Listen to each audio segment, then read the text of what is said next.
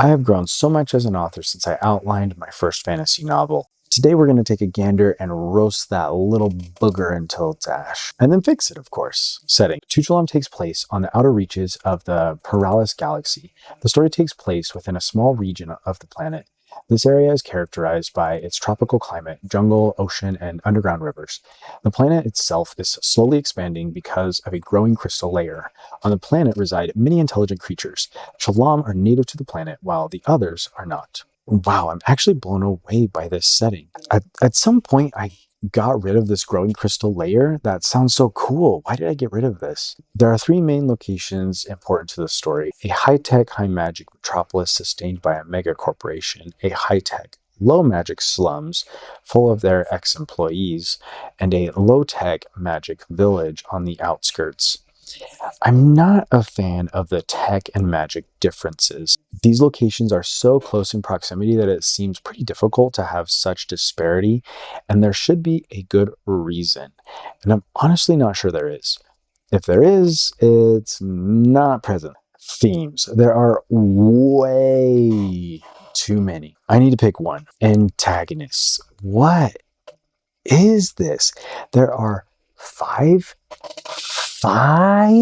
and then there's no information about them. And lead, I used to say POVs without saying protagonists, but let's be honest. 3 protagonists is how it turned out. 3 protagonists fighting for space in the story.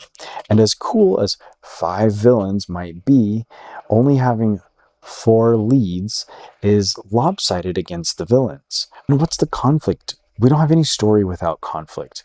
No wonder this story didn't work. And here's the end of the story without any explanation of what this story even is.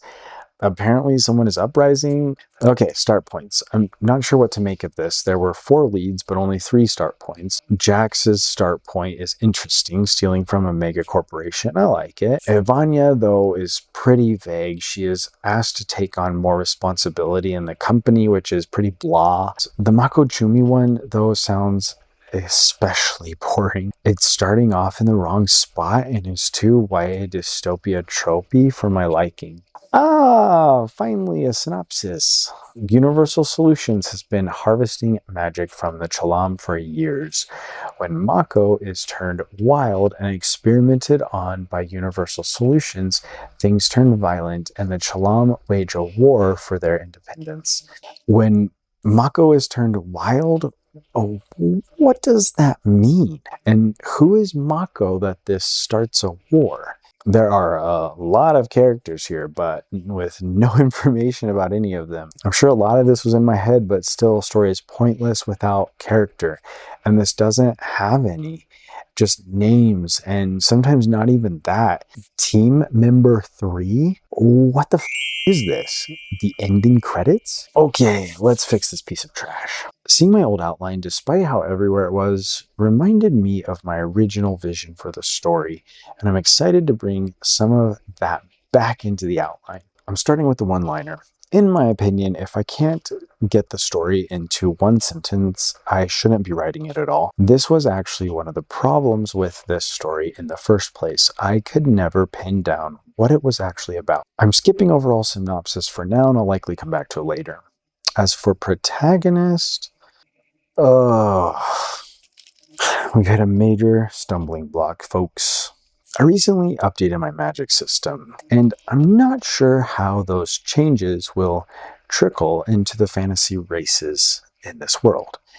Because my protagonist isn't human, I don't feel like I can get a real grasp on them without rebuilding the fantasy races in this world. So, unfortunately, I need to stop here.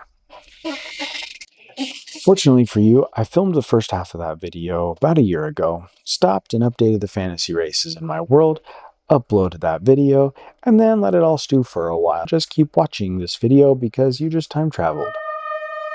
I'm taking this video hostage. If you want it back, you'll go down to the description and sign up for my mailing list. I want to do this. I want to reward you. How about this? If you go ahead and sign up, I'll give you a free deleted scene from my novel, The Fourth Wall. Does that sound good? What's that? You got something in your mouth. You would have done it anyway? I didn't need to take you hostage? Well, that remains to be seen, doesn't it? Prove it. Go on. Click the link. Get that free deleted scene. So I'm starting over.